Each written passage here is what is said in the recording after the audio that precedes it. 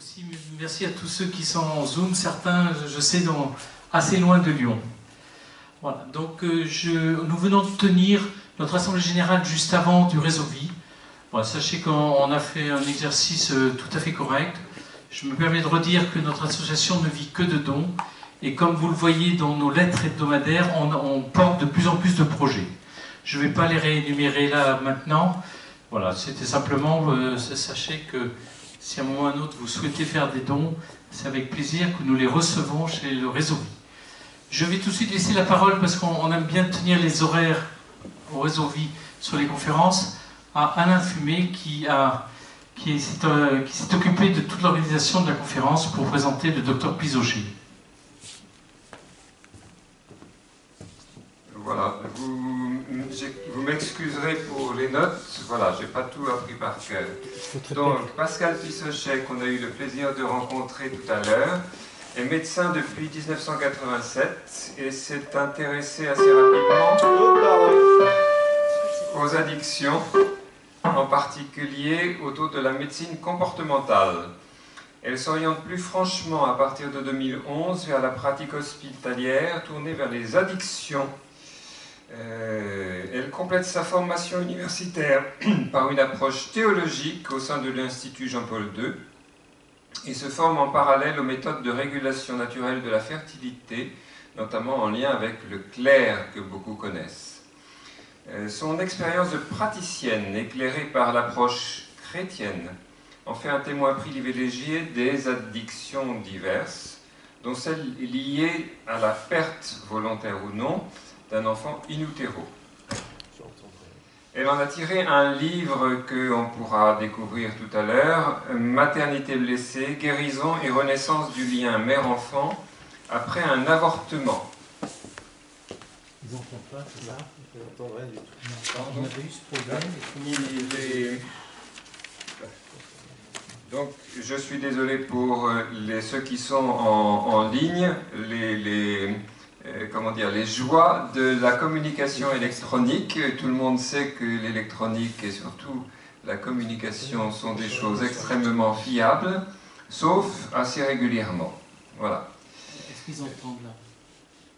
Donc là, ceux qui entendent peut-être peuvent lever la main. Non, dans la salle, vous ne comptez pas. Voilà. Est-ce que ça peut se... Est-ce qu'on résout le problème? Est-ce qu'ils entendent? C'est le micro. Voyons. D'habitude, ça fonctionne. Est-ce qu'ils ont branché le son sur leur ordinateur? Oui, c'est ça le... C'est ça le non, mais l'entrée... Elle est bonne? Donc, voilà. J'ai fait plusieurs effets.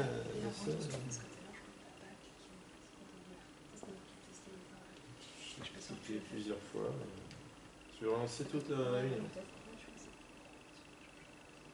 Ça, c'est le haut-parleur, c'est la sortie. C'est pas les gens vont parler. Ça, c'est le micro. Ça, c'est le micro, c'est l'entrée. Ça, c'est la sortie. Bon, à plusieurs, on va y arriver. Si. Donc, désolé pour ceux qui sont loin, ils n'entendent pas.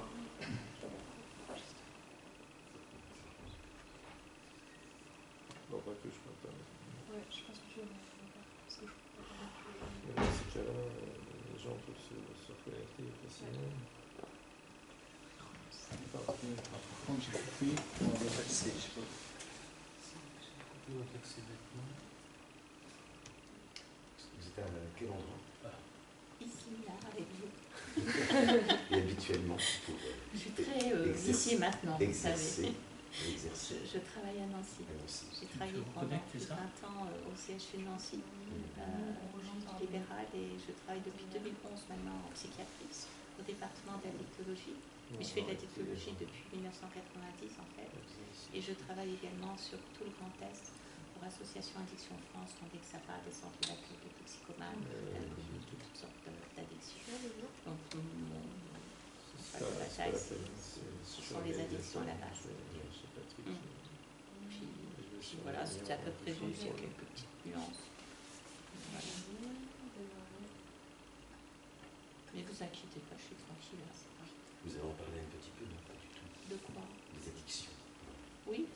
Non, c'est pas le thème initial, mais nombreuses sont les femmes qui peuvent en effet basculer dans les études.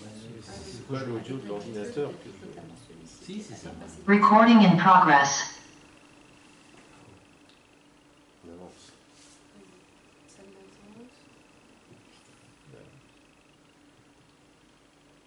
Voilà. Il faut faire le test maintenant. Voilà. Donc, alors maintenant, on a fait... Attends, les gens ne sont pas encore entrés.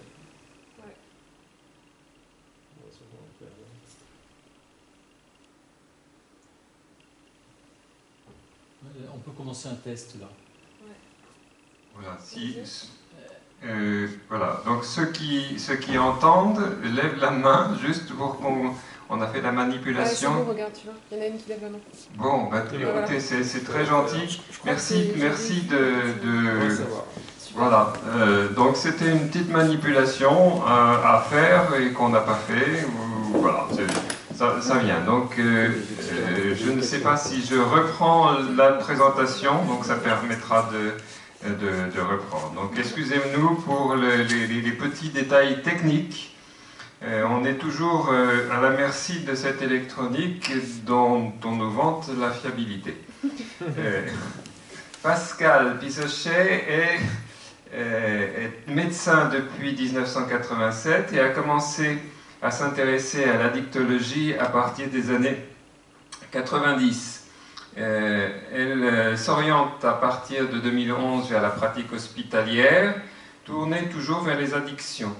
Et elle complète sa formation universitaire par une approche théologique au sein de l'Institut Jean-Paul II. Elle se forme en parallèle aux techniques, aux méthodes de régulation naturelle de la fertilité, notamment en lien avec le clerc que beaucoup de ceux qui nous écoutent connaissent. Son expérience de praticienne, qui est éclairée par l'approche chrétienne, en fait un témoin privilégié des addictions diverses. C'est un témoin d'ailleurs assez éprouvé, on en a parlé tout à l'heure, dont celle liée à la perte volontaire ou non d'un enfant in utero. Elle en a tiré un livre dont on conseille vivement à nos auditeurs, qui s'appelle Maternité blessée, guérison et renaissance du lien mère-enfant après un avortement. Donc je vais me permettre, voilà, voilà, tout à fait, ça sera parfait. Donc si vous le voyez... Il faut retenir le livre. Non. Voilà, Non. Non, c'est l'image est inversée. Donc vous êtes prié de lire à l'envers. Voilà. Allez voir. Je peux le retourner. Alors, ensuite, certains la connaissent peut-être aussi comme animatrice d'une émission radio. Elle anime sur Radio Maria le samedi, je crois que c'est le 3e samedi de chaque mois, une émission qui s'appelle Maternité blessée. Et vous aurez l'occasion, quand vous irez les voir, et vous pouvez les écouter en podcast, vous pourrez entendre des témoignages et les actions, diverses actions associatives. Voilà.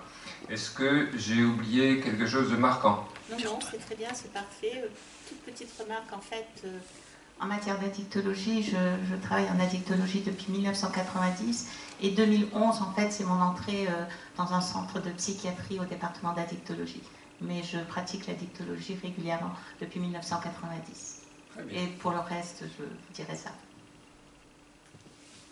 Est-ce qu'on laisse le micro? Oui. Je sens. Oui, je On a un pied. Ah ben c'est indispensable pour les gens qui sont par Zoom. Allez. Je suis obligée de le tenir. Donc, on va faire avec. Donc vous me dites quand est-ce que je peux commencer. C'est bon? Alors je commence immédiatement. Bonjour à toutes et à tous. Bonjour à toutes les personnes qui nous visionnent par Zoom. Veuillez nous excuser pour ce désagrément. Les problèmes techniques ont été rapidement résolus. On aurait pu très bien ne pas se rencontrer via cette méthode de conférence. Voilà, donc je remercie Réseau Vie de m'avoir convié à parler d'un sujet qui me tient à cœur.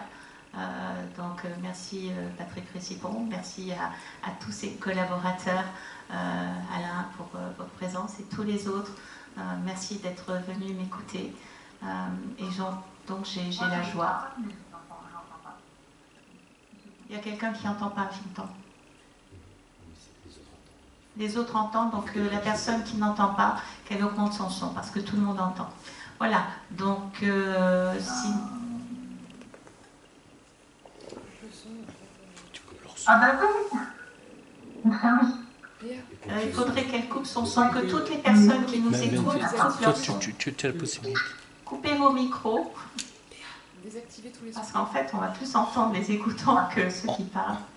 J'entends pas. Mais nous, on vous entend. Tu as désactivé tous les sons. Ouais. Et puis peut-être envoyer un message. Et j'entends pas. Oh, c'est bête. Ils peuvent réactiver eux-mêmes. Envoyer un message pour lui dire de s'en aller, de revenir. Vous me dites quand est-ce que je peux commencer. Allez-y. Donc je continue. Donc il m'est donné la possibilité et la joie de vous parler d'une thématique qui me tient à cœur, celui du chemin de guérison des maternités blessées par un avortement. C'est un sujet qui suscite bien des débats. Je l'aborderai différemment, celui de la compréhension de ce drame humain, de ces conflits interindividuels sur l'idée qu'on peut se faire de cet acte. Moi, je m'y intéresse plus en termes de santé publique, de répercussions au niveau de la femme, en termes d'histoire de vie, et cela fait maintenant de très nombreuses années que j'ai pu en découvrir les différentes chambres de la vie de ces personnes, tant sur le plan émotionnel, intérieur, existentiel, et tous les événements ou le contexte qui prédispose à cet acte. Et à partir de là, il était important pour moi de réfléchir sur le chemin de restauration, de délivrance et de renaissance du lien mère-enfant qui a été coupé.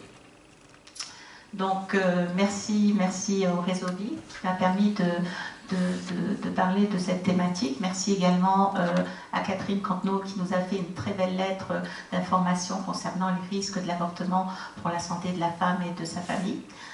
Et puis merci à tous les bénévoles également qui œuvrent dans les coulisses. Alors le contenu de la conférence de ce soir reprend une très bonne partie du contenu de mon livre, hormis 2-3 diapositives qui sera dans le prochain livre que je suis en train de faire, notamment autour de témoignages de vie qui sont très, très prégnants. Donc, ça n'est pas la peine de prendre des notes, vous les avez dans le livre. Je ne pourrai pas, hélas, vous parler de tout le contenu. Certains passages seront survolés. J'essaierai de vous dire l'essentiel dans tout ce qui peut nous concerner en tant qu'accompagnant, en tant que proche ou en tant que personne ayant vécu cette problématique. Et le mot problématique, à mon avis, est bien léger, bien léger. Alors comment moi personnellement j'en suis arrivée à m'intéresser? Eh bien à ce thème, c'est parti en 1984 suite à l'avortement d'une maman qui a perdu son enfant, à qui elle a donné le prénom de Marie-Christella suite à un avortement, une interruption volontaire de grossesse, et plus particulièrement dans un contexte de vie douloureux et sous une pression de son compagnon de l'époque. À partir de cet événement, je n'ai pu qu'observer les conséquences au fil du temps et le long chemin de guérison qu'elle a parcouru, les différents types d'accompagnement. Pour moi, c'était essentiel qu'elle puisse comprendre, que je puisse comprendre la signification des symptômes qui s'installaient. Donc, comprendre l'existence des signes qui sont bien typiques dans le syndrome post-abortif, dans le traumatisme de l'avortement. On verra quelle terminologie employer. Le plus souvent, ça intervient dans un contexte particulier. Et après de très longues réflexions, il était important pour moi de comprendre ce contexte et l'évolution des signes.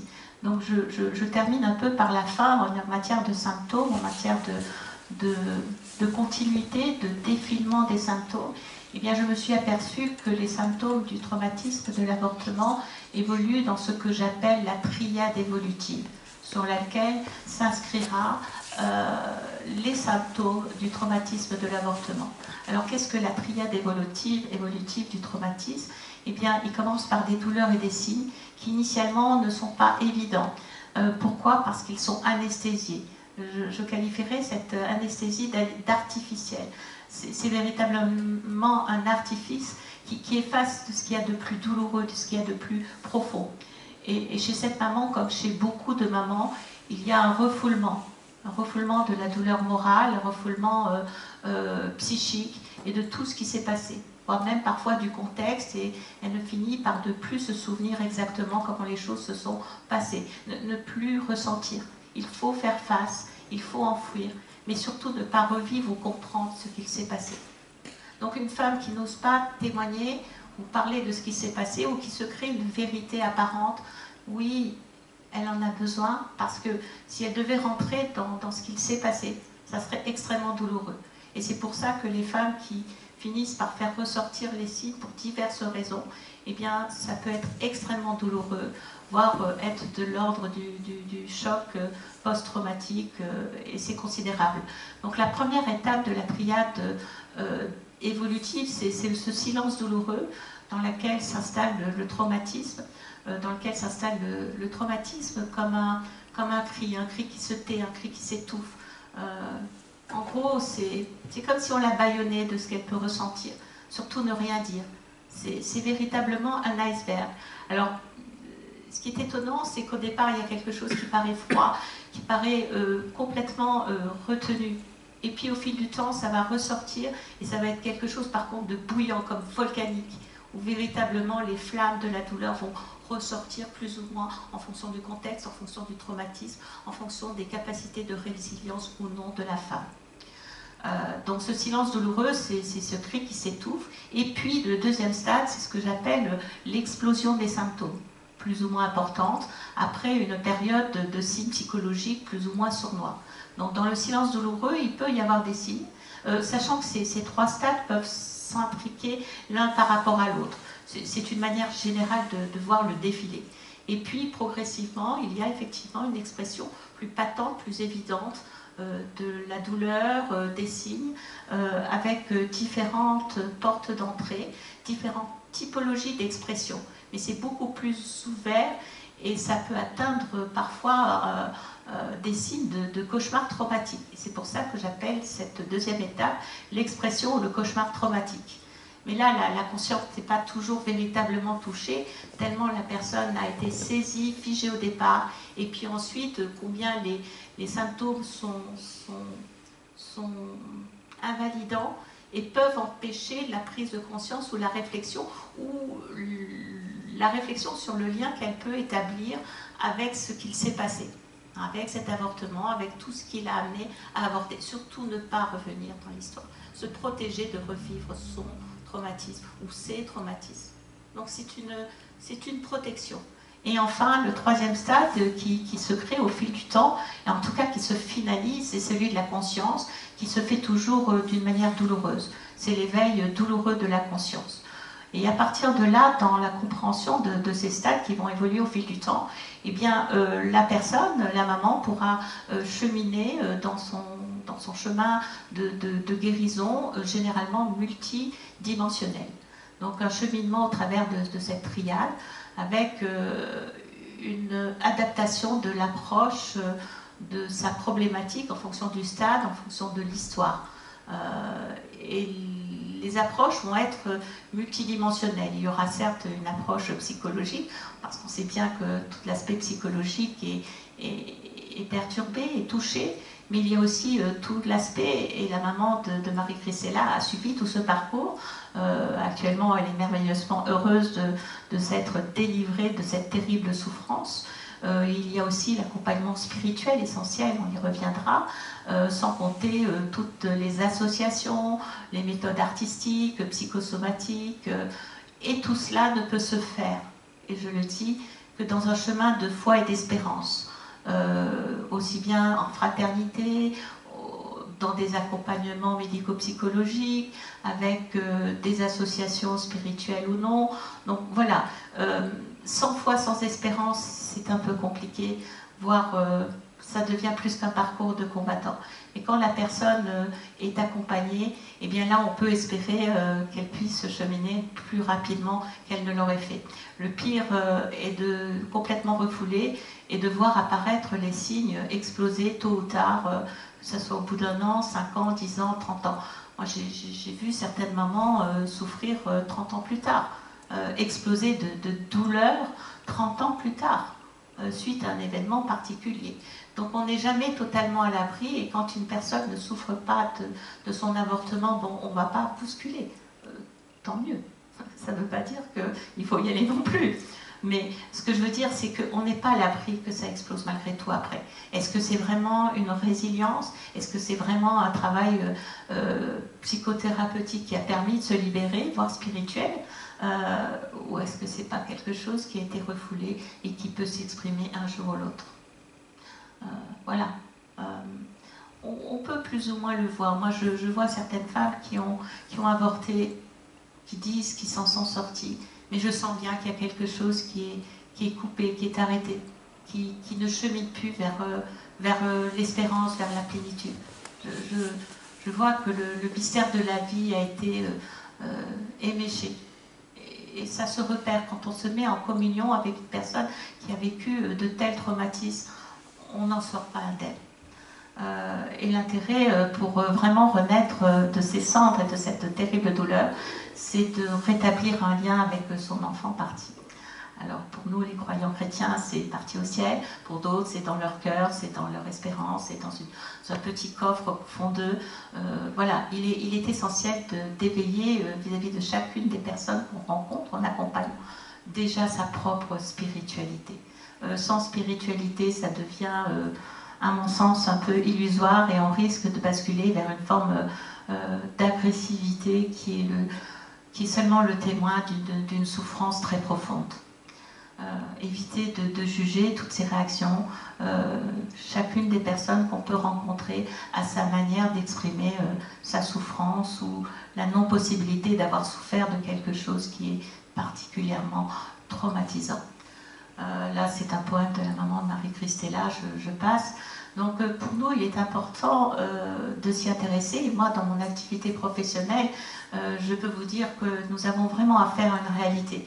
Au décours de toutes ces années d'accompagnement, notamment chez les femmes affectées par divers traumatismes et en matière d'addiction, d'alcool, de très nombreuses femmes sont venues me déposer leur avortement, et beaucoup d'entre elles ne l'ont pas digéré quand il n'y a pas eu d'accompagnement adéquat, adapté, et surtout quand ça s'est inscrit dans un contexte de vie douloureuse.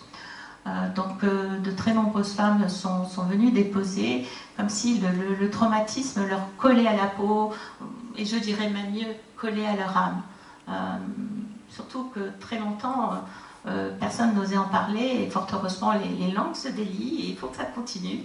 Il faut des débats, il faut qu'on partage notre vécu, nos vécus, parmi les personnes qui ont été amenées à vivre l'avortement dans notre entourage, soi-même.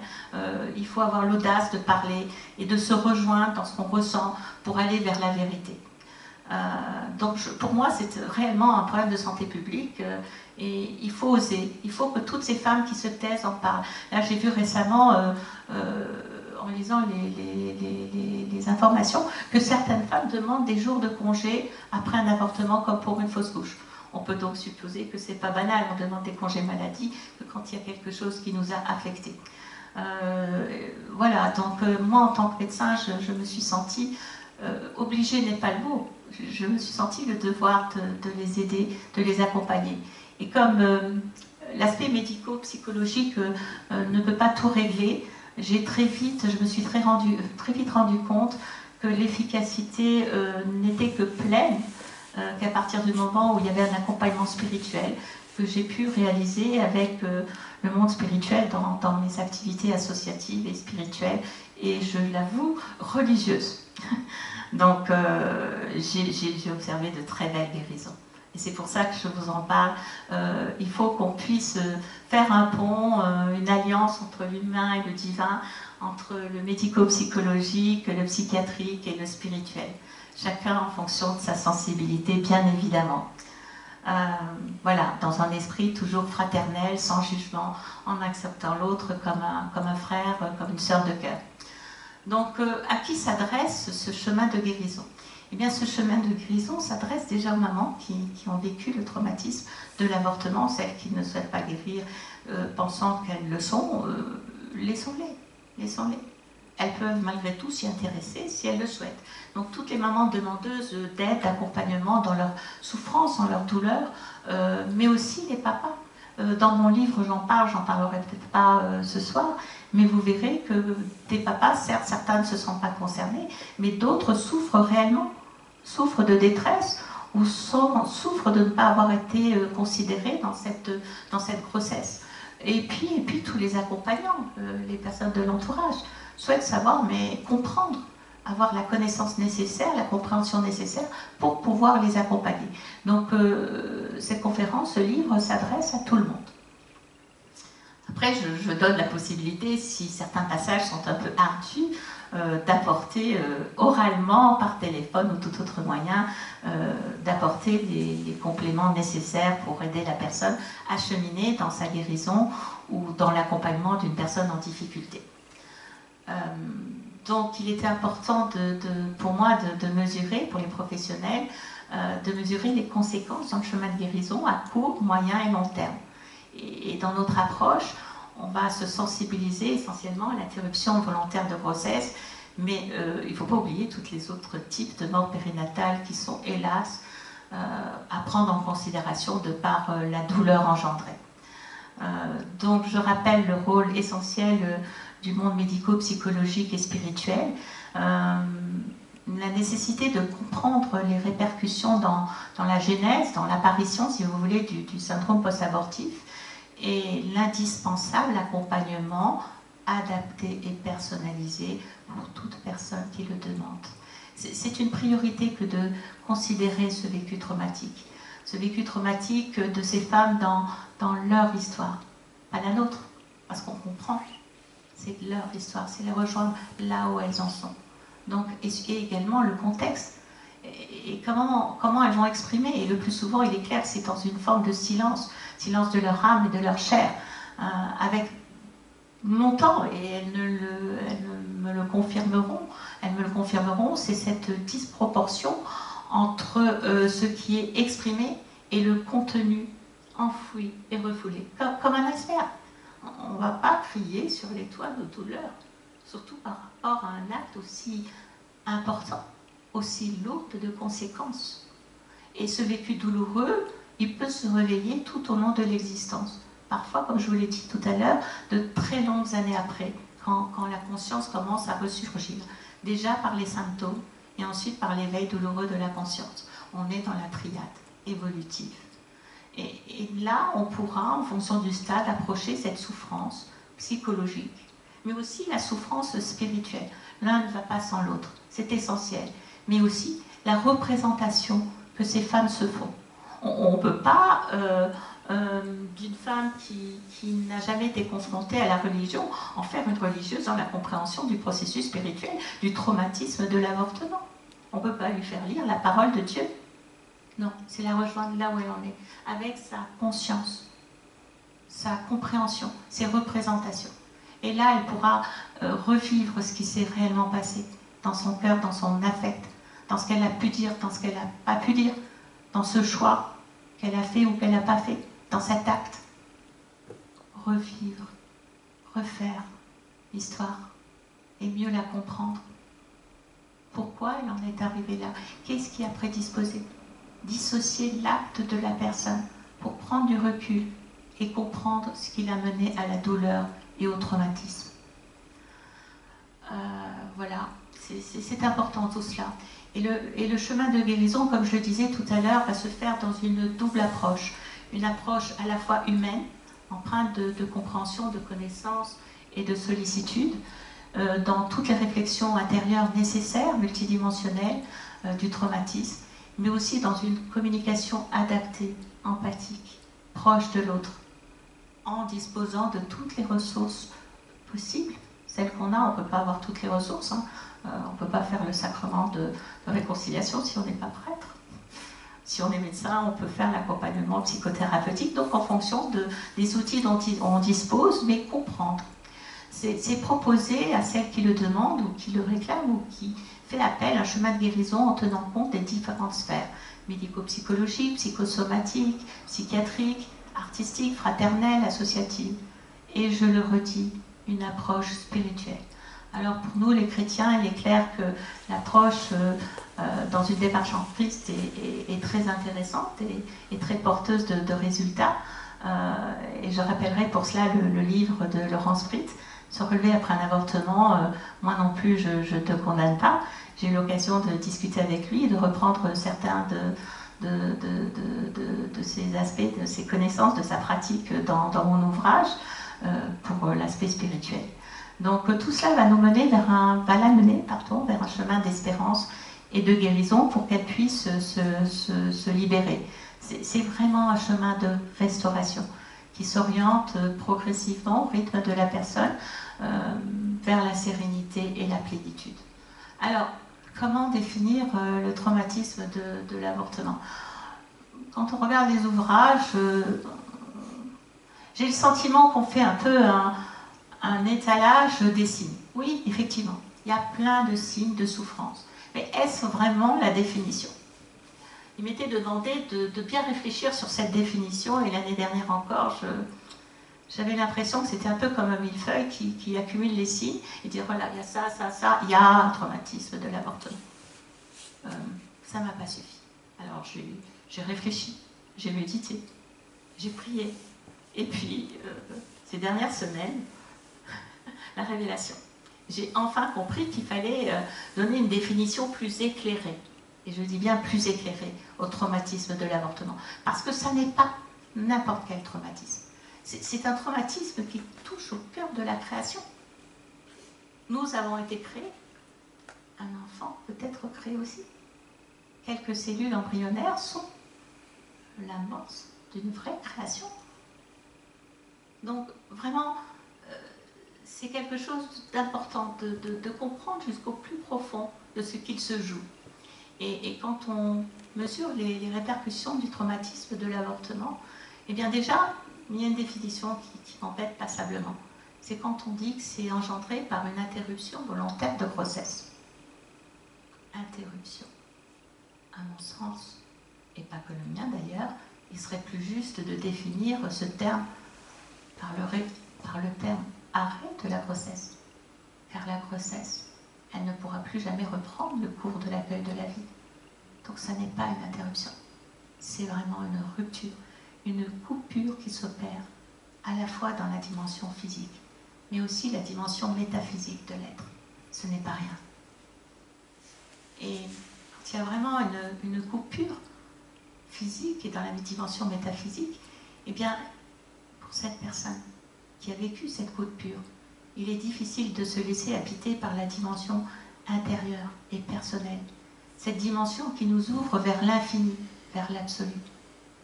Alors on ne peut pas donner une définition qu'avec une simple liste de signes, ça ne suffit pas.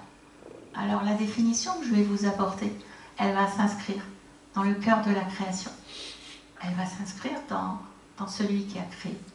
Elle va s'inscrire aussi dans cette triade évolutive dont je vous ai parlé.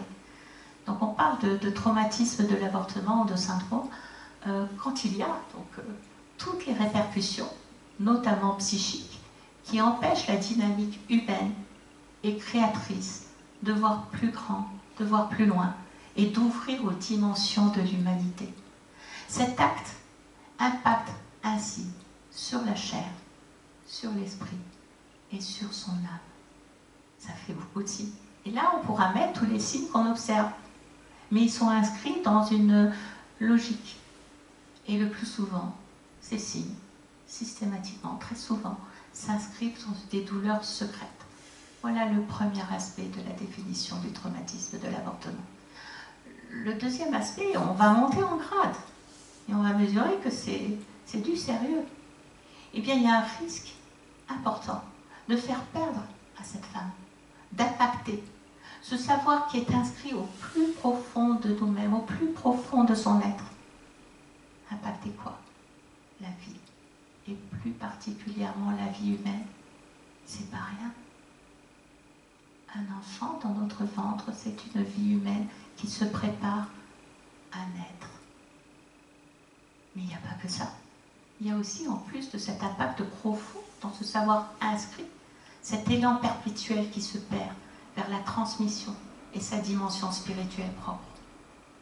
On pourra mesurer les blessures du chemin spirituel de ces femmes quand elles ont avorté ou pas, quand elles ont été confrontées à une coupure par rapport à la vie. Pas une interruption, un arrêt, une rupture, c'est pas rien.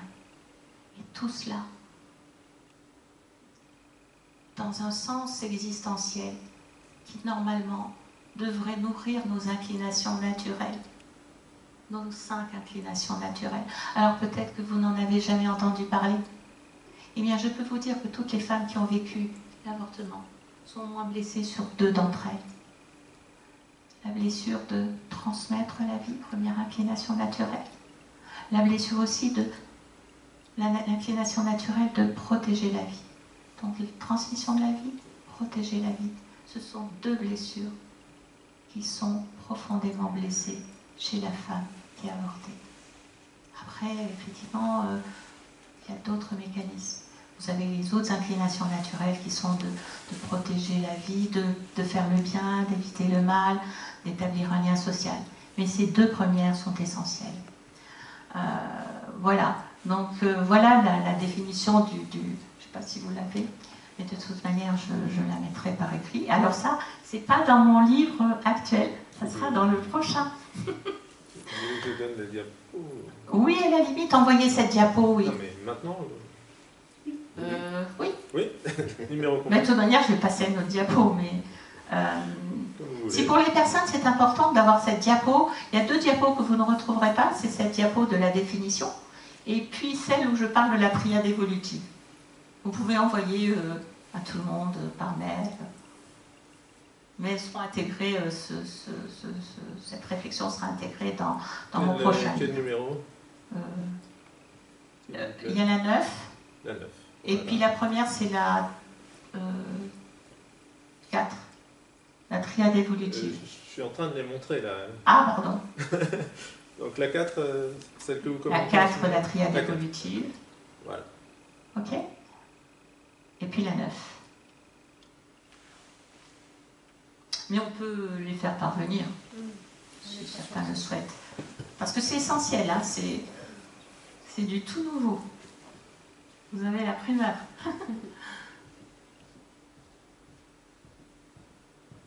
Puis personne n'a encore donné cette définition-là. Mais je pense que toutes les mamans qui sont passées par là se retrouveront. Je peux continuer, hein? On vous fera parvenir. Alors, sur le plan général, on est toujours embêté. Certains parlent de syndrome post-abortif, traumatisme. Alors, si vous lisez ces termes, je vais vous donner quelques explications qui n'ont pas la connotation spirituelle que je vous ai apportée précédemment. Quand on parle de traumatisme, c'est l'ensemble des troubles de la vie affective et de la personnalité qui sont déclenchés chez un sujet, ici la femme, par un choc émotionnel important. L'avortement, soit de syndrome, qui est un ensemble de signes, de symptômes qui appartient à une entité clinique, mais dont les causes peuvent être diverses et variées, comme tous les facteurs favorisants qui poussent ou qui incitent à l'avortement. Et dans notre travail, dans mon travail, j'ai le souhait de privilégier la reconnaissance de cette entité clinique, mais aussi psychologique et enfin spirituelle. On ne peut pas défaire une personne sans sa fibre spirituelle, en rappelant que bien évidemment cet acte est très souvent facilité par de nombreux facteurs, que sont la précarité, la situation sociale, familiale, non favorable, la contraception, les parcours de vie, les événements de vie traumatiques, la violence, l'inceste, le viol, les situations de pression à l'avortement, enfin, vous pouvez tout vous imaginer. Et là, on se dit stop, on ne peut pas laisser la femme livrée à l'avortement sans comprendre son histoire. C'est essentiel, il y a tellement de choses, on ne va pas s'arrêter que sur l'acte. Même si l'acte est très douloureux, c'est un ensemble, c'est la femme qui souffre de cet acte, et c'est l'histoire. Donc il est important de développer notre attention et nos réflexions qui seront approfondies en considérant et en ayant respect vis-à-vis de la santé de cette femme dans toutes ses dimensions et dans un esprit d'accompagnement. Et quand on veut accompagner le traumatisme de l'avortement, il est important de se centrer sur son histoire, sur le contexte et sur une attitude d'accueil pour être amené à rejoindre la femme là où elle en est. C'est important. Et alors là, on pourra faire un chemin de compréhension, de discernement pour voir qu'est-ce qui a touché le plus cette femme. En général, c'est tout. C'est l'histoire, c'est le contexte, c'est l'abandon, c'est la violence, c'est le bébé qui n'a pas pu être accueilli, il n'est pas arrivé au bon moment, c'est tout. Donc, être toujours dans l'accueil, tout est important. Et pas dans le rythme que nous, on décide. Non. Dans cette mise en confiance qui s'établit entre l'accompagnant et la patiente ou le proche, qui va petit à petit créer une véritable alliance fraternelle ou alliance thérapeutique, où cette personne va pouvoir déposer petit à petit pour dénouer tout ce qui s'est joué dans cette histoire. C'est pas quelque chose qu'on va tirer, comprendre, non, c'est quelque chose qui va être déposé dans l'amour, la miséricorde, la compassion, la bienveillance, l'empathie, la sollicitude. Aussi bien dans la sphère psychologique que dans la sphère humaine et spirituelle. Pour approcher au mieux. Alors, les avortements sont nombreux, les traumatismes post-avortement sont très nombreux. On n'ose pas suffisamment, à mon avis, les considérer et en parler d'une manière intelligible. Mais ils sont fréquents. J'en ai rencontré beaucoup. J'en ai accompagné beaucoup. Et c'est pas rien. Importance, donc, de comprendre que cet avortement, c'est pas quelque chose qui arrive accidentellement, que de temps en temps. Non, non, non, non, non. Ça arrive dans un contexte sociologique, économique et culturel. En fonction des sociétés dans lesquelles on est, ça ne se passe pas tout à fait de la même manière.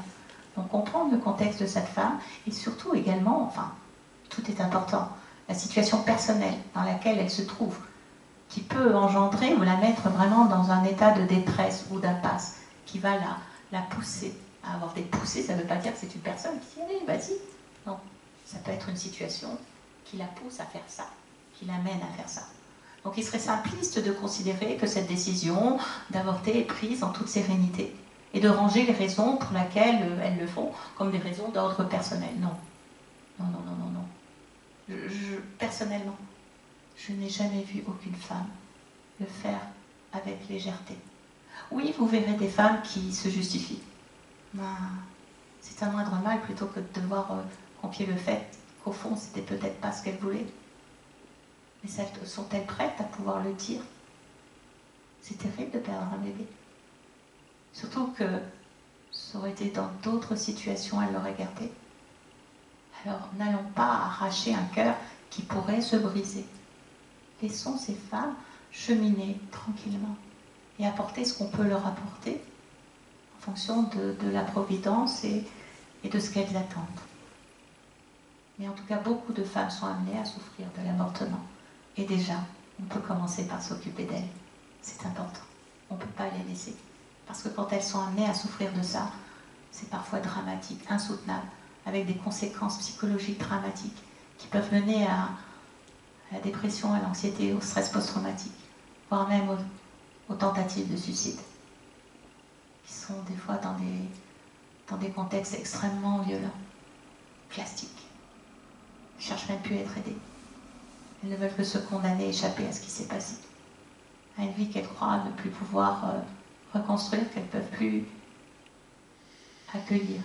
Et c'est là que la foi, l'espérance et la charité sont importantes.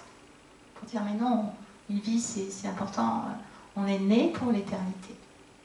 Si ton âme de ton enfant n'est pas là, on ne va pas lui dire comme ça tout de suite d'emblée si elle ne croit pas. Mais pour celles qui croient, la faire cheminer, l'enfant il est quelque part, il nous attend, il est en sécurité. Donc jamais, jamais, jamais, jamais condamner une femme qui a avorté. Quoi qu'on pense, quelles que soient nos convictions, quelle que soit la beauté de la vie. Donc beaucoup de femmes sont amenées à avorter, et je peux vous dire que même celles qui pensent que ça peut être une bonne chose, et qui est-on pour intervenir trop rapidement dans ce qu'elles disent? Eh bien, beaucoup de femmes pensent que 80% des femmes sont persuadées que l'IVG laisse des traces psychologiques qui sont visibles ou non visibles. Elles peuvent être refoulées ou enfouies ou anesthésiées. Alors, résilience, peut-être, peut-être pas. Elles laissent donc des traces difficiles et la plupart pensent qu'on pourrait peut-être éviter cet acte. Mais ça n'est pas le sujet de ce soir. Le sujet de ce soir est de s'intéresser aux femmes qui souffrent. Donc beaucoup sont amenés à souffrir, et d'où la nécessité de les accompagner, de les accueillir dans leur parcours. Ça n'est pas un acte anodin. Il y a 2 jours, j'ai écrit cette phrase, que je vais vous lire 2 fois parce que je l'aime beaucoup. L'avortement, qu'il soit médicamenteux ou chirurgical, ne représente aucunement une intervention de logique naturelle dans le déroulement d'une maternité et donc du fonctionnement de l'organisme féminin. Je répète, l'avortement médicamenteux ou chirurgical ne représente aucunement une intervention de logique naturelle dans le déroulement d'une maternité et donc du fonctionnement de l'organisme féminin. Où est la logique? Pourquoi arrêter un processus naturel? Ce n'est pas un cancer, ce n'est pas un abcès, ce n'est pas une tumeur, c'est un bébé en formation. Donc, on peut supposer que quelque chose qui entrave une logique naturelle d'évolution puisse entraîner des répercussions. On casse quelque part une évolution naturelle. Et on peut supposer que tôt ou tard, il y a une expression douloureuse de cela. Et je le dis sans le moindre jugement, parce que la plupart des femmes, ils sont amenées à arrêter leur grossesse. Il y a toujours des situations qui s'y poussent. Et selon le type d'intervention, on peut avoir des séquelles organiques et des séquelles psychologiques. Alors concernant les troubles psychiques, les troubles physiques, ils ne font pas partie de la définition stricto sensu du traumatisme de l'avortement. Mais ils sont importants à prendre en compte parce qu'ils laissent dans la psyché une mémoire chez la femme.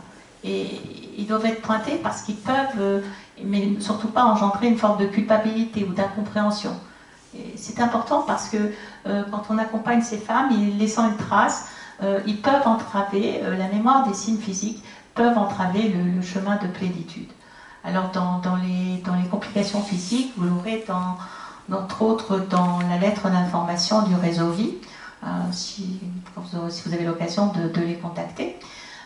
Vous avez des conséquences à très court terme, qui est le syndrome du 5e jour, avec des douleurs, voire de la fièvre, des saignements, des hémorragies, des caillots. C'est à surveiller, en général ça passe, mais ça peut se compliquer.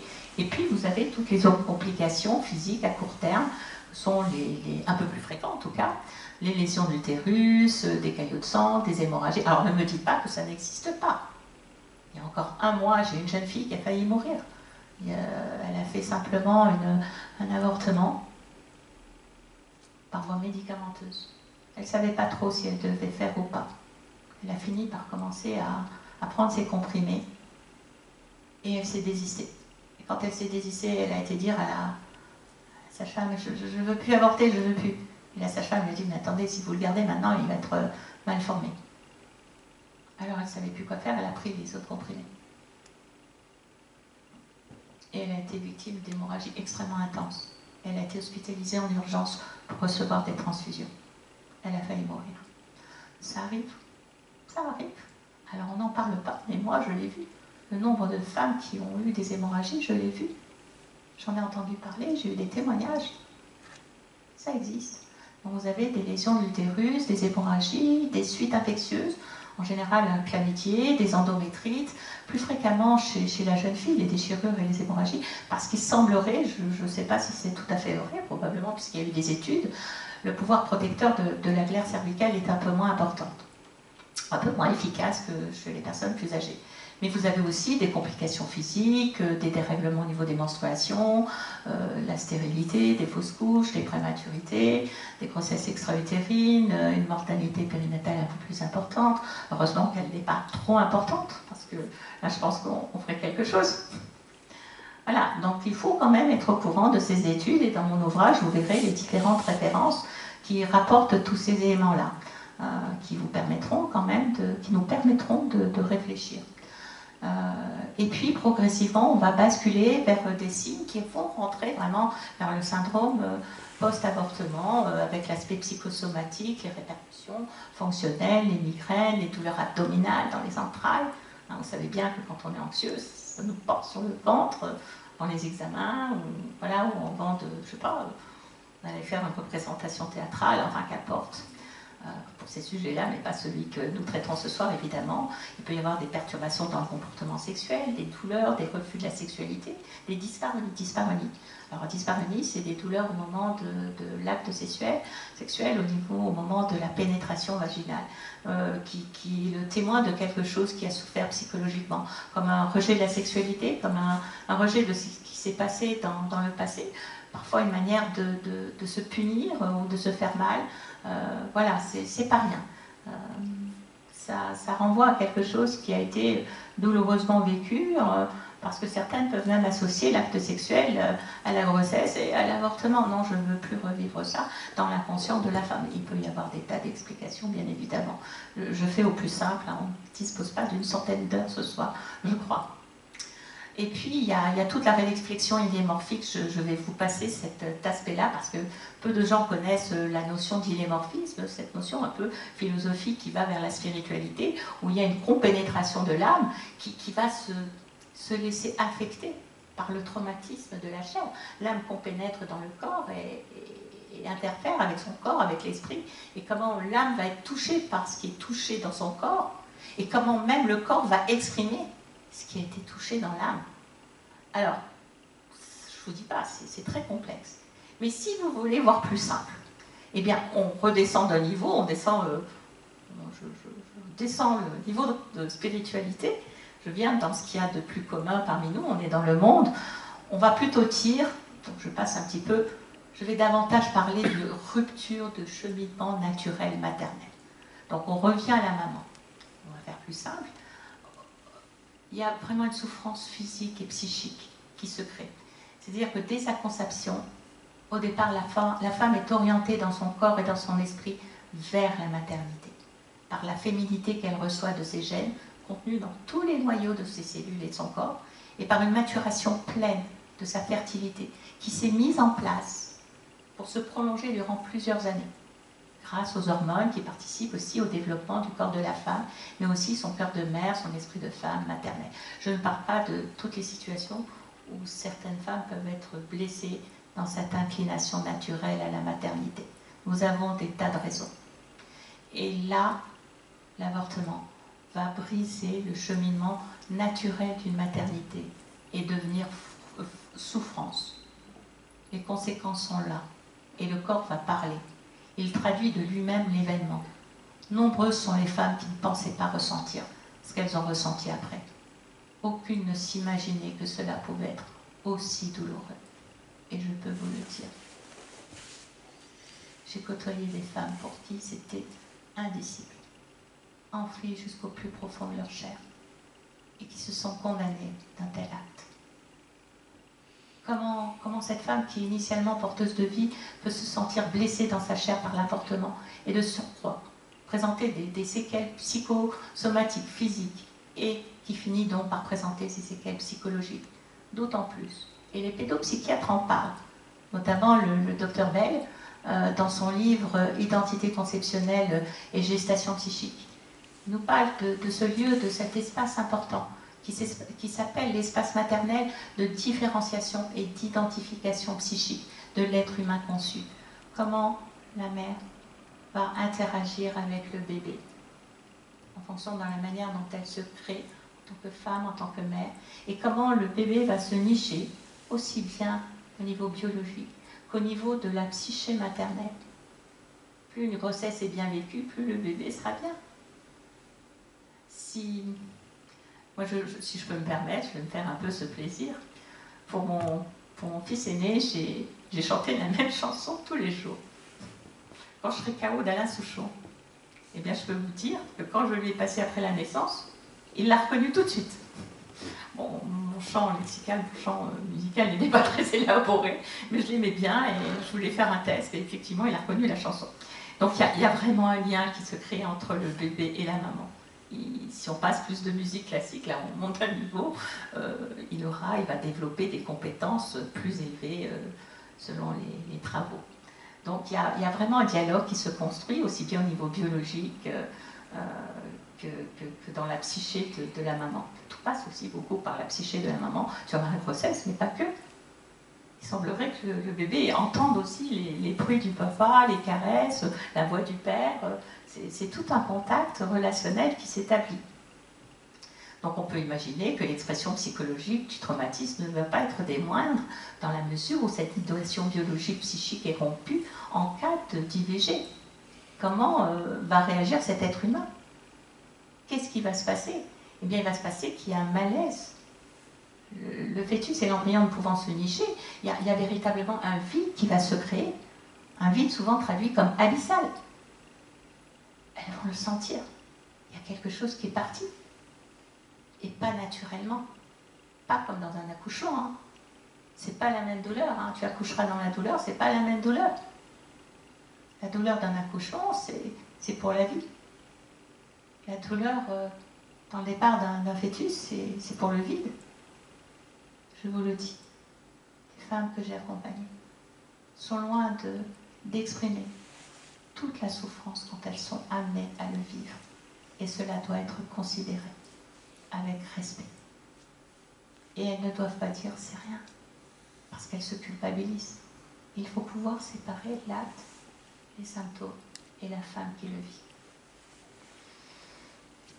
Quelles que soient les situations qui ont prédisposé à ça. Et au fil du temps, nous mesurons à des degrés divers combien elle peut être blessée dans ses entrailles, aussi bien au niveau des signes physiques que psychiques, sans qu'il soit toujours très facile d'établir une imputabilité directe entre les signes observés et l'IVG. En tout état de cause, moi j'aurais tendance à dire que les signes exprimés sont à la fois le fruit de cet acte indicible et douloureux, mais c'est aussi le fruit de l'histoire qui va avec. On va pas vivre un avortement de la même manière si c'est parce que c'était pas le moment, non, je ne veux pas me marier, là c'est pas le moment, j'ai besoin de faire mes études, pensant qu'un bébé empêcherait de faire les études, enfin, qu'importe le discours. Que si la femme s'est fait violer, c'est évident que le contexte va encore surenchérir dans l'atrocité de cet acte. Sachant que ce même bébé, s'il était né au moment d'un mariage et d'une relation amoureuse dans le don, la dimension unitive et procréative, dans cette communion d'amour, il serait resté bébé au bon moment, quand on a déjà son travail, qu'on a des congés de maternité. C'est pas une intentionnalité de destruction. C'est une forme d'intentionnalité d'interruption dans un contexte qui ne favorise pas l'accueil. D'où l'importance de recueillir l'histoire. Et comment cette femme a accueilli cette histoire. Comment elle a été amenée. Je fais très attention au choix à réaliser cet acte. Qu'est-ce qui l'a amené ou poussé à le faire? C'est rejoindre cette femme. Et je peux vous dire qu'on découvre des choses sincères, authentiques. Mais il faut du temps, de la patience. Il faut beaucoup de temps, beaucoup de bienveillance. Voilà, donc en ce qui concerne l'imputabilité, donc les complications physiques, on les a vues, j'ai pas été dans le bon sens, ça marche pas, la rupture du cheminement. Vous avez les différentes conséquences. Alors les conséquences, vous en aurez plusieurs. Ok. Donc vous avez l'anxiété, les tentatives de suicide, vous avez le vécu des femmes, l'affectivité qui est également perturbée, les émotions, une disposition, une humeur qui devient flanchante, une tristesse plus fréquente, des pleurs, des changements d'humeur, des virements brutaux de cet état émotionnel. Vous verrez toute la somme de millefeuilles de symptômes dans la triade évolutive. Tout ça peut, si ça s'installe, faire évoluer la femme vers un état d'anxiété généralisée, voire un état de stress post-traumatique, et c'est assez violent. Ce sont des signes d'anxiété extrêmement sévères qui se développent, et il faut pouvoir les aider à s'en libérer. D'autant plus que si on les laisse s'installer, ils évoluent vers des signes dépressifs, des tentatives de suicide. Ça n'est pas rien. Donc au bout du compte, cette évolution psychique fait que leur intériorité est complètement ébranlée. Et arrive à ce moment-là le troisième niveau, qui peut apparaître quand même progressivement, hein, ça s'intrigue, c'est la reviviscence des souvenirs et l'éveil douloureux de la conscience, qui sont source, à ce moment-là, de remords, de culpabilité, de regrets et d'idées noires. Quelles que soient les situations qui les ont poussées. J'ai vu des femmes qui ont été poussées à l'avortement et qui se sont senties pleinement coupables. La culpabilité est extrêmement rencontrée. C'est peut-être même le symptôme le plus rencontré. Et c'est comment travailler. Elle est importante. Elle peut être naturelle, mais elle peut être invalidante. Elle peut contribuer à la participation du travail de deuil, mais elle peut être aussi participante au traumatisme de l'avortement. Et comment séparer la femme de cet acte pour qu'elle puisse se reconstruire dans sa dignité. Donc vous verrez les différents niveaux de signes psychologiques, de souvenirs récurrents, intrusifs, sachant qu'ils peuvent mener à des sentiments de désolation, d'impuissance. Bon nombre de femmes vont également développer des addictions, alcool, tabac, médicaments, voire même des addictions à l'avortement. J'ai vu des femmes devenir dépendantes par un conflit intérieur entre le désir d'enfant et puis d'autres symptômes tels que la peur de ne pouvoir accueillir un enfant. Nous avons une tonne de possibilités d'explication. Donc c'est un long travail d'explication à chaque avortement, chaque histoire. Donc on ne peut pas généraliser surtout. Si, l'évolution, les symptômes rencontrés, mais à chacune des femmes, chacune une histoire.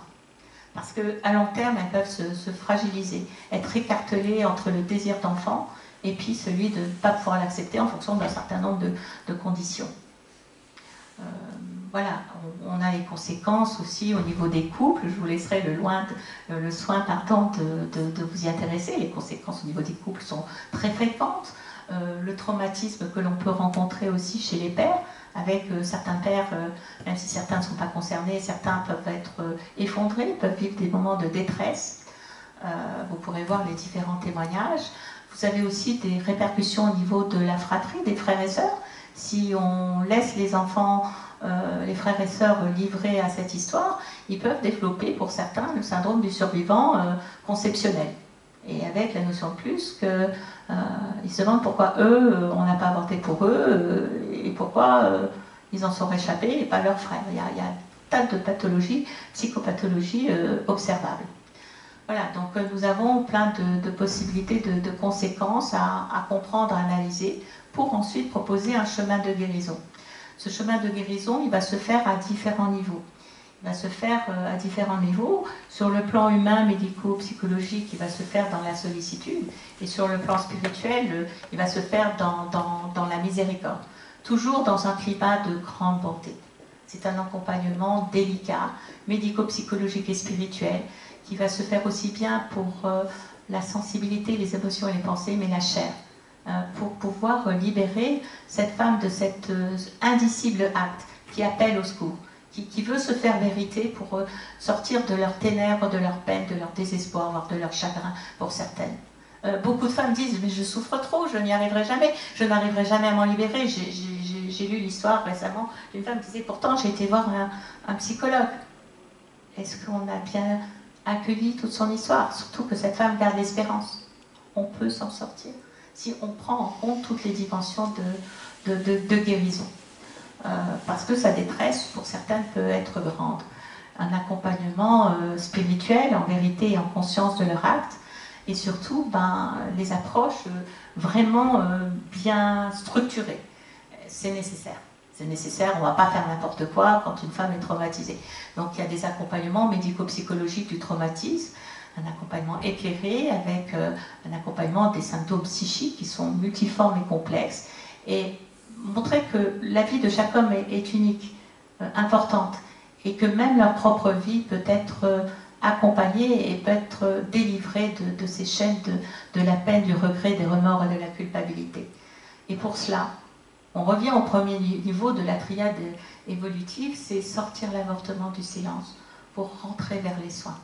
On a vu combien la souffrance de l'acte pouvait être tue chez ces femmes, combien elle pouvait être brutale, éprouvante. Alors on enfouit. Et ce qui est marquant, ce qui caractérise le plus ces femmes, c'est cette solitude intérieure toute particulière dans laquelle elles se mettent. La solitude que peut ressentir une femme qui passe par toutes ces épreuves, et la capacité de garder le secret est caractéristique. La souffrance est parfois tellement enterrée, si complexe, si pesante, qu'elles ne parviennent même plus à la définir. Elle est complètement enfouie. Donc on peut se supposer que le jour où elle sort, ça va sortir. Donc avant toute réponse, avant tout accompagnement, accueillir le silence, accueillir les expressions, l'imperceptible expression d'une âme qui souffre, par son regard, par les traits qui s'abaissent, par la retenue, par cette pudeur, par ses contractions, par son malaise, par cette timidité. Tout parle. Le corps parle. Donc je pense qu'il faut vraiment avoir conscience que c'est une tragédie qui se joue dans leur intériorité et qui enfouit la mort d'une vie. Et là, on va travailler sur ce silence avec son goût amer pour comprendre la vérité intérieure de chaque femme et ce qui l'a blessée. Et nous allons être amenés petit à petit à recueillir les échappées émotionnelles, toujours dans un climat d'accompagnement rempli de tendresse, de douceur et de compréhension. Et c'est en entrant prudemment dans leur histoire et leurs souvenirs qu'un chemin de guérison et d'espérance va pouvoir se lier dans une alliance thérapeutique. J'ai combien de temps encore 2 minutes. Oh là là là là là. Parce qu'après il y a les questions. Il y en a Après il y a les questions. Bon, il n'y a pas de questions. Il y en a déjà. D'accord, ok. Donc, écoutez, accueillir pleinement. J'espère que j'aurai l'occasion un jour de revenir pour traiter encore plus. Prenez le livre. Hein. Il y a plein de techniques. Il faut beaucoup de bonté, de charité, de bienveillance pour accueillir une femme qui souffre de l'avortement. Il faut une disposition d'âme, du cœur et de l'esprit. Le père Gasson, pour toi, nous le partageait avec flamme et fidélité. Alors, j'ai été piquer quelques-unes de ces phrases que j'ai trouvées merveilleuses. Il nous dit « Sois toute bonté, charité et bienveillance. N'est que des pensées de bienveillance, des paroles de bienveillance. Même quand tu dois rectifier, redresser, aime-les. Tends-leur intérieurement les bras. Envoie-leur des ondes de bonheur, de santé que tu as accumulées pour eux, pour elles. Sois de plus en plus accueillant, accueillante aux autres. C'est la forme de charité. Certes, cela demande du renoncement à ce qui te concerne, mais tu le sais par expérience. Tu n'as jamais eu à regretter une option en faveur des autres. Tout est dans la manière, un sourire aimable, un accueil bienveillant, une gentillesse gratuite, une volonté discrète. Que de choses qui peuvent être, pour beaucoup, autant de rayons de soleil.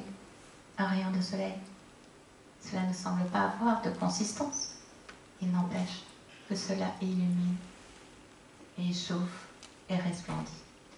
Et en 1 minute, je peux vous dire que nous devons développer ainsi dans notre accompagnement un art du cœur et la présence à l'autre pour écouter et se rencontrer, pour parler et cheminer pas à pas, dans une approche parfois nécessaire au niveau psychothérapeutique du traumatisme, où il sera nécessaire de conscientiser, de lever le déni, et de travailler sur les troubles de l'état émotionnel, avec tout un processus de deuil et de résolution des symptômes, par une approche psychothérapeutique qui travaille sur les émotions négatives, la gestion des émotions, avec un soutien psychologique, soit par la psychothérapie dynamique, soit par des psychothérapies cognitivo-comportementales, je vais vite, soit des thérapies interpersonnelles, soit des thérapies de 3e génération, les thérapies, ça j'ai mis, les thérapies basées sur la méditation, la pleine conscience.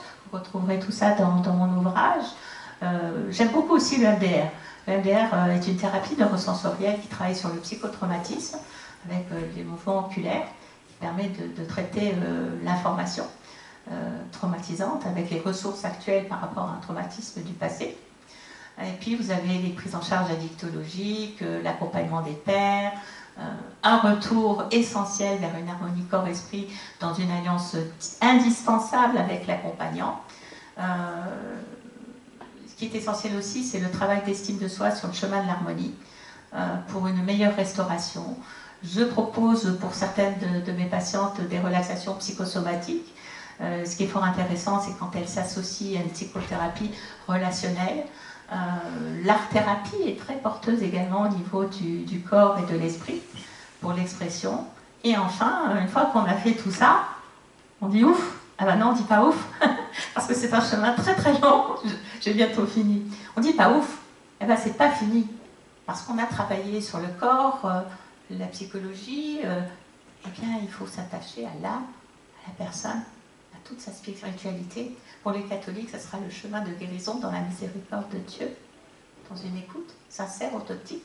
On va se reconnecter avec son âme, se réconcilier, se pardonner. Et progressivement, dans cette réconciliation, en recevant un pardon, de qui vous voulez. Pour nous les chrétiens, ça sera de Dieu, mais de qui vous voulez. On pourra, en se pardonnant, en recevant un pardon intérieur, puisqu'on se culpabilise, eh bien on pourra renouer un contact avec son enfant qu'on n'a pas pu accueillir. On lui donnera un nom. Que de joie que de donner un nom à son enfant, où qu'il soit. Et à ce moment-là, on pourra recréer un lien d'amour et d'éternité vers l'infini. Donc c'est tout un chemin spirituel. Je ne veux pas non plus oublier toutes les intervenants dans le monde bénévole et dans la communion fraternelle que sont les associations avec qui j'ai eu l'occasion de travailler pour certaines patientes, pour la maman de Marie-Christella qui a suivi la vie de Rachel, mère de miséricorde. Donc c'est essentiel, ils font un travail remarquable pour compléter ce chemin de délivrance, d'amour, de consolation. Donc vous avez la prière évidemment, donc dans les associations de restauration, dans cette paix intérieure, dans le deuil de l'intimité de l'âme, et bien pour se reconnecter et se pardonner, se réconcilier, et bien il y a tous les chemins de consolation de la fraternité, mère de miséricorde. Merci Marie-Thérèse de m'avoir bien guidée là-dessus. Et aussi, je remercie Monique pour les week-ends de la vie de Rachel, qui m'a admirablement accompagnée pour la compréhension de tout ce qu'elle pouvait faire, de toute son équipe, hein, parce que ce sont que des équipes au service des âmes blessées, les mamans, les conjoints, les accompagnants, et puis toutes les associations, Agapa, la prière des mères, la communauté de consolation, les veilleurs et les chapelles de consolation, voilà, c'est énorme. C'est vraiment une approche multidimensionnelle sous la tendresse et l'infinité et la bonté de Dieu, mais notre bonté aussi, hein, on peut la développer, hein, pourquoi pas, c'est pas mal. Il faut aimer. Pour accompagner une femme qui souffre, il faut aimer la maternité, il faut peut-être un peu, et j'ose le dire, être comme Jésus, aimer la blessure, aller voir cette blessure pour la soigner, la penser, la consoler. C'est essentiel. Alors pour vous, les mamans victimes d'un avortement, mais aussi de tous les symptômes séquelaires, douloureux, cela peut vous paraître un chemin de croix, oui, en quelque sorte, c'est un chemin de croix évidemment, mais vous l'emprunterez avec plus d'assurance et placerez alors votre espérance au cœur de vos ténèbres pour une consolation de votre âme meurtrie. Ce long, difficile et délicat cheminement vous mènera vers la guérison et la délivrance de tout ce qui vous a enchaîné. Vous aurez également la joie de vivre comme une renaissance de votre lien avec vos enfants, avec votre enfant ou vos enfants partis. Et tout cela grâce aux nombreuses ressources humaines et de la divine providence, hein, donc le plus souvent dans cette providence qui chemine à vos côtés pas à pas. Et enfin au diapason de notre plus grand médecin, notre divin, Jésus-Christ pour les chrétiens, et par son amour rempli de miséricorde, eh bien, il pourra vous aider admirablement pour cheminer votre restauration, tant sur le plan médico-psychologique que spirituel, et en vous mettant les bonnes personnes au bon moment. Je vous remercie de votre écoute.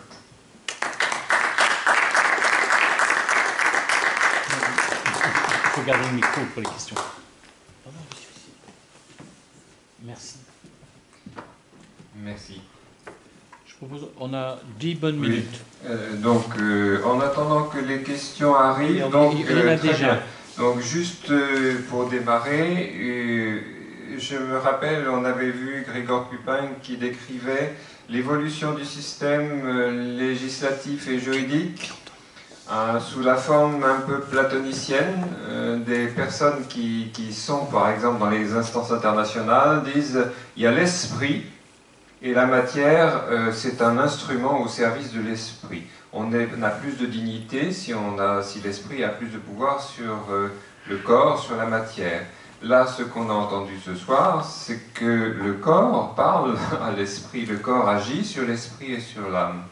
Et donc c'est intéressant comme témoignage, parce que finalement on s'aperçoit que le système législatif international, avec ce qu'on appelle les droits de l'homme, avec cette supériorité de l'esprit qui nie des réalités physiques, se trompe complètement. Et là, à travers ce problème particulier ce soir, eh bien, on s'aperçoit qu'ils ont tort.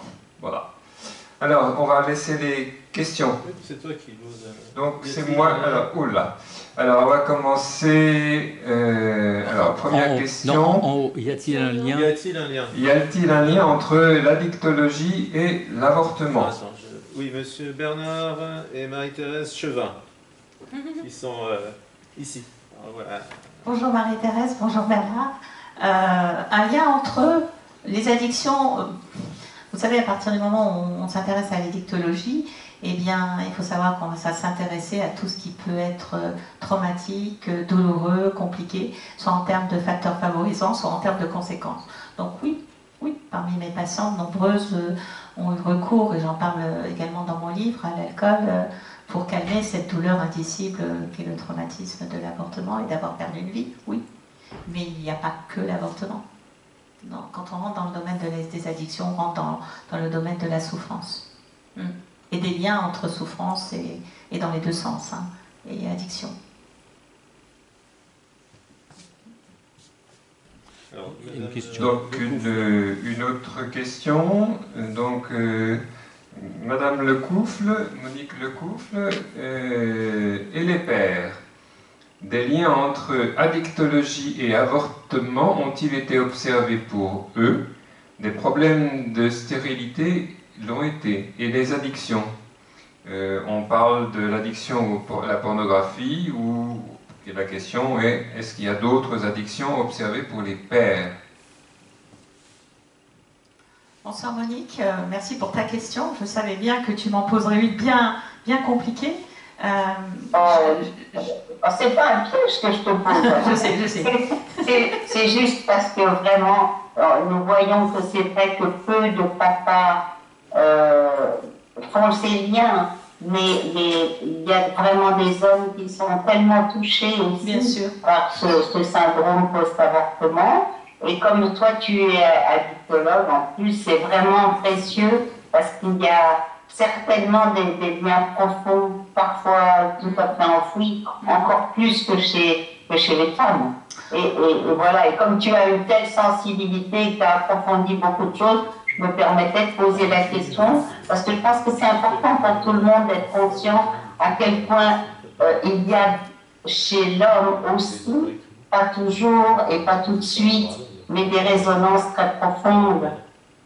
Et tu es tellement sensible que je pense que tu as forcément eu quelques petites résonances. Là. Tu sais, ta réflexion est importante. J'ai accompagné plus d'hommes.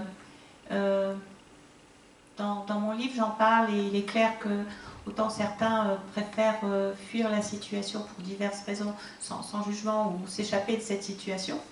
Voilà.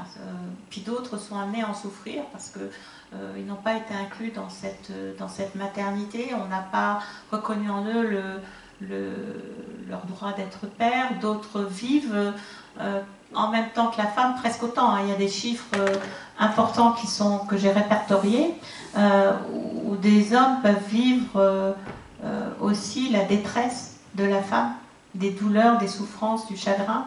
Je pense à Joël qui nous a quittés au mois de janvier, qui a écrit un livre qui est dans mon livre, je l'ai cité, et qui a pleuré. Il dit j'ai pleuré comme une madeleine, c'était affreux. Alors, concernant, oui. Et c'était certainement à la source de sa rencontre, d'ailleurs, de son cheminement de juif devenu chrétien. Cet avortement. Alors, la question que tu me poses concernant le lien avec les addictions, j'ai pas vu d'études, mais je remarque que des hommes en ont parlé. J'ai le témoignage d'un de mes patients qui a été affecté par l'avortement, mais très longtemps après.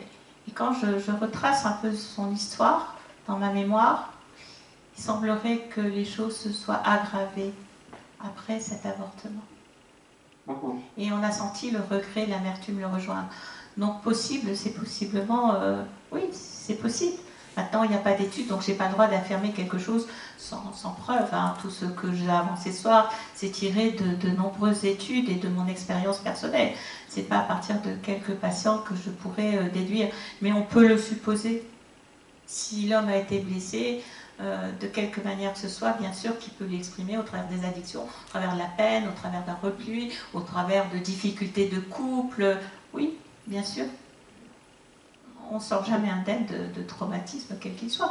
Après, le tout, c'est comment faire face, comment développer sa résilience au niveau médico-psychologique ou son espérance au niveau spirituel. Il faut les accompagner. Et je le dis bien, et on ne s'en préoccupe pas assez, les papas. Et puis, j'ai même vu des pères qui ne se souciaient pas de la situation et qui, au fond d'eux, étaient malheureux. On ne sait pas ce qui se passe dans l'intériorité d'un homme. Voilà, j'ai terminé la réponse. C'est une question. Non, c'est une question. Merci. Au revoir, Monique. Merci. J'avais une question d'abord vous remercier. J'ai trouvé vraiment très très intéressant tout votre exposé, toute votre conférence.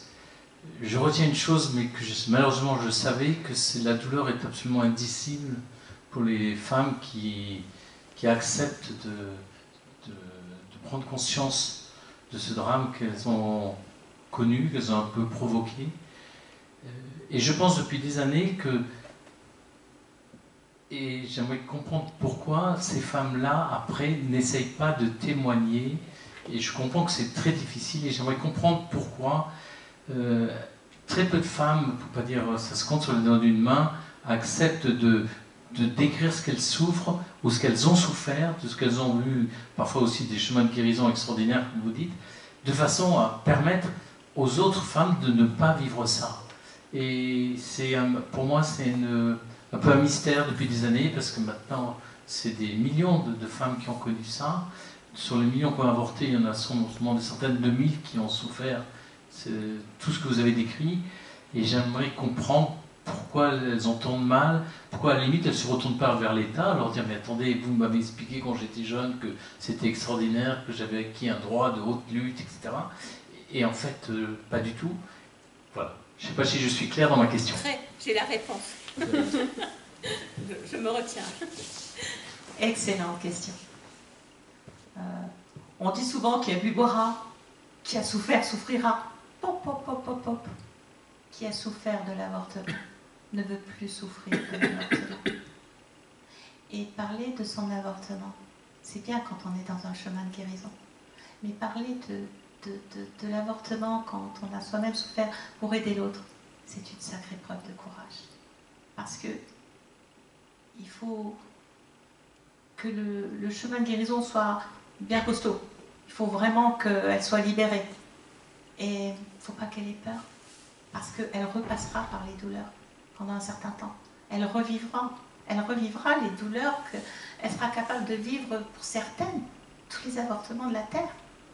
Accompagner, c'est se remettre. Comme disait Bernanos, comprendre la douleur de l'autre, c'est l'accueillir, c'est l'apprendre.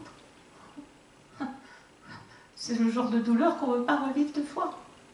Donc après, elles se protègent, elles ont envie d'une belle vie heureuse. Alors si elles ont fait une quasi-totale libération, oui, il faut que leur vie soit bien équilibrée, etc. Mais ça bouscule, hein. Ça bouscule, elles peuvent avoir peur de revivre leur propre avortement. Il faut vraiment avoir sacrément épuré. Il faut être allé loin dans la souffrance et cette épuration. Donc elles veulent être tranquilles. Mais ça s'entend. Et puis peut-être qu'elles ne se sentent pas la mission.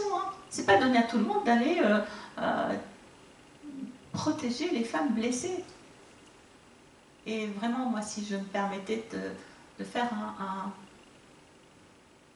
je ne sais pas si le mot reproche est adapté parce que j'aime pas l'affrontement. Moi, je préfère guérir et accompagner. Quand on commence à prôner un intérêt pour un acte, il faut pouvoir accepter aussi qu'on puisse prôner l'intérêt de femmes qui en souffrent. Est-ce que notre société aide suffisamment à soulager, qu'on laisse la parole à tout le monde, qu'on laisse la parole à ces femmes ce sont elles qui ont le plus de mal à parler, qui sont dans la retenue, dans ce silence, dans cette culpabilité. Est-ce qu'on leur laisse tant la possibilité de déposer? Ça commence, et grâce à qui? Aux associations. Mère de Miséricorde, Ville de Rachel et toutes les autres, Réseau Vie. Je suis admirative de voir qu'à Lyon se monte un groupe de parole. Bravo à Lyon. C'est important. On a quand même le droit d'aider ces femmes à venir déposer, ce qui leur a coûté très cher en termes d'homéostasie, de bonheur, d'équilibre, de plénitude et de sérénité. La société doit entendre ça, qu'elle nous entende. Si vous autorisez que l'avortement se fasse, acceptez de voir les conséquences et d'aider ces femmes qui souffrent. Et il y en a beaucoup plus que vous ne le croyez. Allez sur les forums.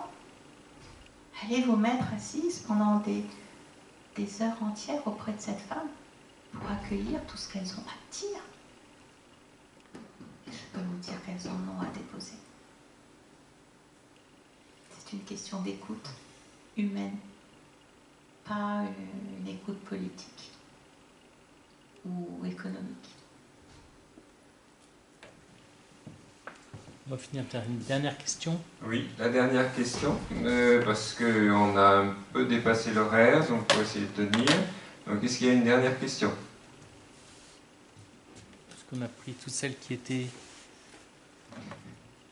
Voilà, donc s'il n'y a pas de dernière question, ça signifie qu'il y a beaucoup de choses qui réfléchissent. Ce qu'on peut recommander, c'est de se procurer le livre de Pascal. On rappelle le titre, hein, vous le voyez, Maternité blessée, même si vous le voyez à l'envers, vous l'avez sur votre écran. Guérison et renaissance du bien-être enfant après un avortement. Voilà, mais la suite ne se lit pas très bien sur l'écran. Voilà, donc on retrouvera le livre. Donc, oui. Pardon. Sachant que toute personne qui achète le livre, elle aura la possibilité d'essayer de me contacter d'une manière ou d'une autre, en passant par Réseau Vie, bien évidemment. J'ai la possibilité aussi d'accueillir les témoignages pour, si elles ressentent le besoin, pour les retransmettre ou les mettre dans mon prochain livre ou aider ces personnes, enfin en fonction de ce qu'elles souhaitent. Et là aussi, si elles souhaitent déposer leur témoignage et avoir certaines réponses ou être tout simplement guidées, entendues, eh bien qu'elles contactent encore le Réseau Vie. Et je remercie infiniment tous les membres du Réseau Vie de m'avoir accueilli ce soir. Merci beaucoup. Merci à tout le monde.